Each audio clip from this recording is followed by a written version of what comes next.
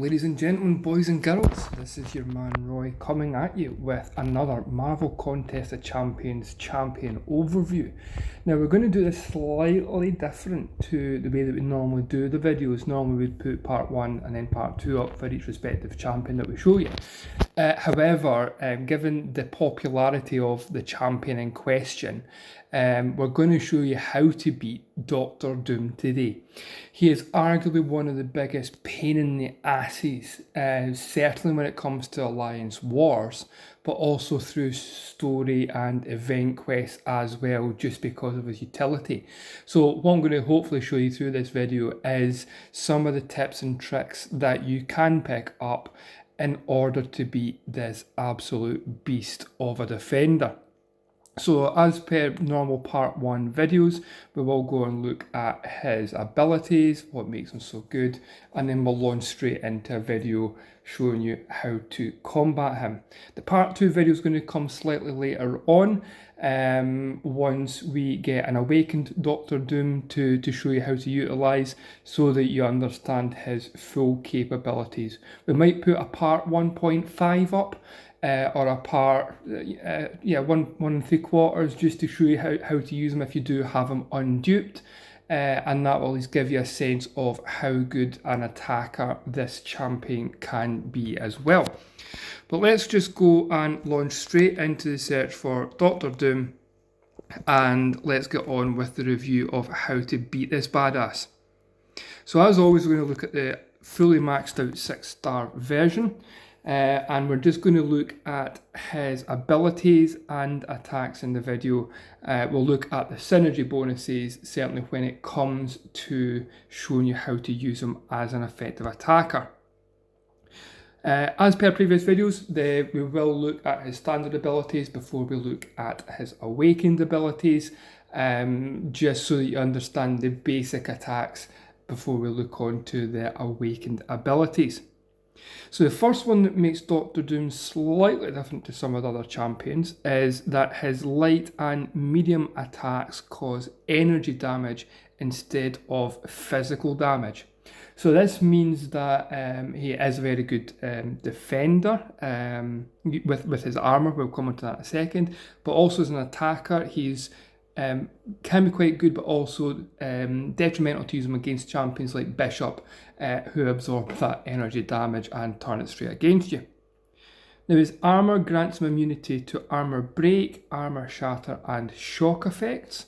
So utilising champions like Storm or Nebula won't have any effect with the shock effects, such as Electro as well. So it can be quite a good defensive mechanism using Electro in Alliance Wars if they're bringing an attacking Doctor Doom. But also the armour break and armour shatter is especially useful against champions like Medusa, where they've got that natural class advantage anyway as a defender, but aren't then suffering any other damage going forward or reduction in the armour. The basic attacks, medium attacks, if they aren't already shocked, inflict a shock debuff dealing direct energy damage over 2 seconds. And then while charging a heavy attack, if the opponent is within striking distance and suffering from shock, the shock's removed, replaced with a passive stun for 0.6 seconds. This can't trigger during special attacks. So what this means is, if they're shocked, so you've hit them with a medium attack and they're within striking distance, as soon as you start charging a heavy attack, that is going to turn into a passive stun. So it's immune from any stun reduction time ability that you have, through masters or anything like that. So it's always going to be 0.6 seconds. So effectively, if you're shocked and you charge a heavy attack, you're going to hit. And then landing that heavy attack has a 100% chance to stagger the opponent for 10 seconds, which is quite a lengthy stagger. Which obviously then means that the next buff is nullified. As a defender, as long as you don't get, as an attacker going against Doctor Doom, as long as you don't get hit by that medium attack, then you're relatively safe. If you are using a buff-reliant champion and you do get hit with that medium attack and then heavy, it can cause some problems. As an attacker, he is very, very effective against Hyperion, against any other power gain champions really, because if they have that recurring power gain active against Vision Arcus as well, then they're not going to have that buff applied. So it's very easy to control Hyperion's power control from an attacking point of view. So then we have the Aura of Hazareth.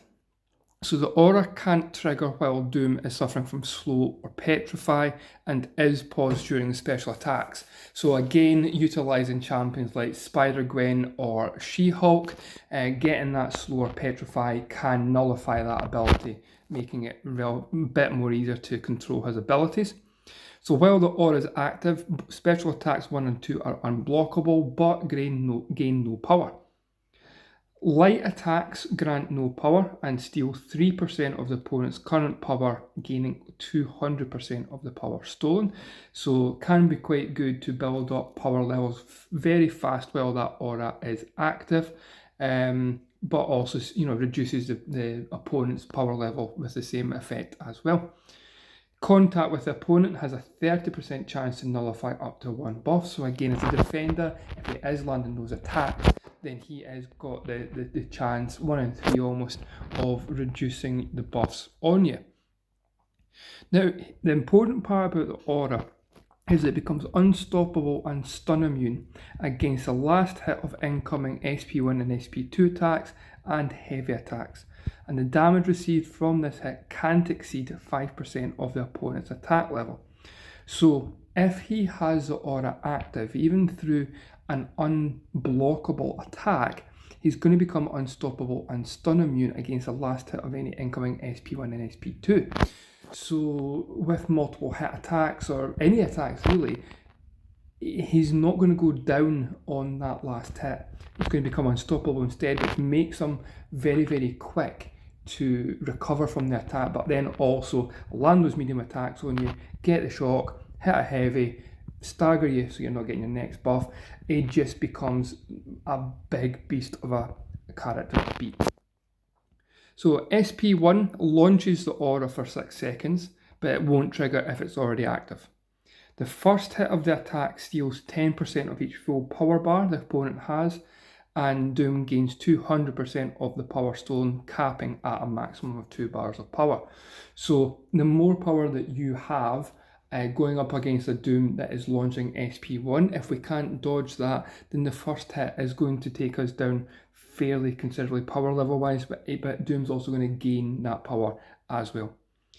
The amount of power stolen is increased by a flat 10% for each full power bar the opponent has. So again, power control in this against Doom is very, very important. And each beam has a 100% chance to nullify up to 1 buff. So very, very useful against champions such as Colossus, War Machine if he's down below his health percentage, where he's got a lot of these Furies and armor ups. Really any buff reliant champion, if they're stat, this can be a good way as an attacker certainly to bring them down, but detrimental if we're taking a buff reliant champion against them and we don't have that evade down, which we'll see by the video.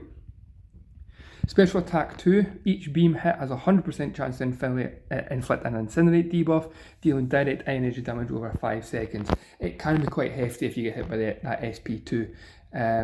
So I would always try, if you're kind of not as good at dodging the attacks, just in case you are going to get hit, I would try and take an incinerate immune champion, such as Iceman, Colossus, Mephisto, Human Torch, all of those champions, so that you're minimising the damage that's inflicted on you from the SP2. And then SP3, 100% chance to inflict a passive stun for 2 seconds. So again, it's not going to be able to be reduced in the length of time for that stun, so it's going to be a flat 2 seconds. The aura is activated for 12 seconds. Doom gets a Fury buff, granting a fairly good boost in attack rating for the duration of the aura. And that will always refresh at maximum duration, whether or not the aura was already active. So if you have a lot of power when Doom hits his special 3, he's going to have chance to drain the power through his light attacks because you're stunned for 2 seconds. He can build that up very, very quickly, launch into an SP1 to further reduce that damage, but if he can get back up to that special 3, then he's going to always have that aura active for power control. And yeah, it's very, very difficult to combat, so he's going to have that fury buff as well, increasing the amount of damage that he's outputting. Okay. And then his signature ability, whenever Doom nullifies a power gain buff, he receives one for himself, granting 20% of max power over 3 seconds. Now that's for every power gain buff that he nullifies. So against enemies like Vision Arcus, like Hyperion, and if it's on a node, where power gain buff is constantly going on, that can mean that Doom builds up his power very, very fast. If the opponent isn't already shocked, when Doom nullifies a buff, then they have a 100% chance to be inflicted with a shock debuff, dealing direct energy damage over 6 seconds. So definitely a very, very good counter for Hyperion. If we can utilise him as an attacker while awakened, then we're going to basically shut off that power gain ability, but also control his power levels to at such a point where it becomes a lot more manageable. So we're just going to launch straight into the fight against Doom now. And again, I quite like using Winter Soldier against him. He does have that occasional power drain. If you're not sure what we're talking about, go back and check the Winter Soldier part 2 video that we put up not too long ago. But also his specials, we can lock our armor piercing rounds, so it nullifies some of the armor rating that Doom has, just providing that little bit of leverage. Okay, so the main trick with a fight against Doom is to dodge his unblockable but not undodgeable SP1, but where we can, we want to really try and get him to launch it twice, his SP1, while the aura is active, because it's not going to activate again if it's already activated. So we want to bait it out. But basically, to dodge Doom's attack, you're waiting for the hands just about to thrust forward in his beam attack. Now, so again, you might need to watch this video back just to get the timing right.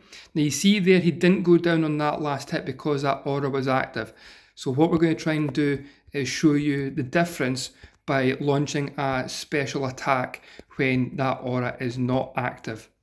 Right, come on, launch it again, you son of a bitch. Come on.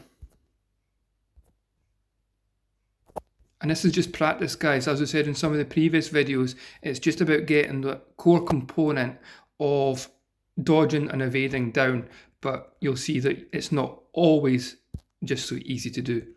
So we're now going to hit an SP2. Now the aura is not active, so it is going to deal all the damage necessary and then knock him down. But really we're just baiting that SP1. It doesn't hit too bad, it does inflict a shock or nullify buffs, but it's not the hardest hitting SP1 out there. So if you do miss the last beam attack or whatever, then it's not really the end of the world. So you see there, just by baiting out that SP1 and doing the damage and just rinse and repeat, getting those parries in, getting those stuns in, then actually it's not too bad. His SP2 does hit quite heavy even through a block, so it's important to try and not get up to that SP2 level. A power control champion does help against Doom quite a lot, but not everyone's got a good power control champion at sufficient levels or really know how to use them. You might have your own champion that you know the mechanics of, you know the animations of, and you're more comfortable in using them. I would use that champion, go and duel this Doom just to get the animation down right for his SP1, but he's basically going to throw his hands and arms back in a circle ready to launch that beam attack. Just at the point before he throws his hands forward, you're going to want to dodge back. You get it timed right, you're going to dodge the entirety of the attack, all 3 hits. As long as we dodge that first beam attack, then we're not going to lose that 10% power per full bar. If we get hit by that trailing third beam, then we might have a stun, a shock inflicted but it's not too bad. Just be wary for that follow-up heavy attack if you do have a shock on you, because he's then going to put in that passive stun and then stagger with the heavy attack, and it's just annoying. You want to try and keep as much health together as possible. So hopefully the video was useful for you guys. It gives you some hints and tips on how to combat this absolute pain in the ass, but I would highly recommend using some of those dual credits. Get them dueled, especially that 6-star version, because if you can beat him, you also might not get the ability to parry stun him long in Alliance War if you're up against champions who have that stun timer reduction, but just play your normal evade, hit, bait out SP1 and launching from there, and you'll be good to go. So if you have liked the video, make sure to hit the like button. Any comments that you want to make about this or any other videos, drop a note into the comment section below, and make sure and subscribe to the channel so you get that all-important notification when new videos come up. The videos are very much fueled on your requests, so make sure and get those comments in, and you might see your favourite or most annoying champion to beat up in a video where you can see how to beat them. So for now, this is your man Roy signing off. All the best, take care, and we'll see you soon.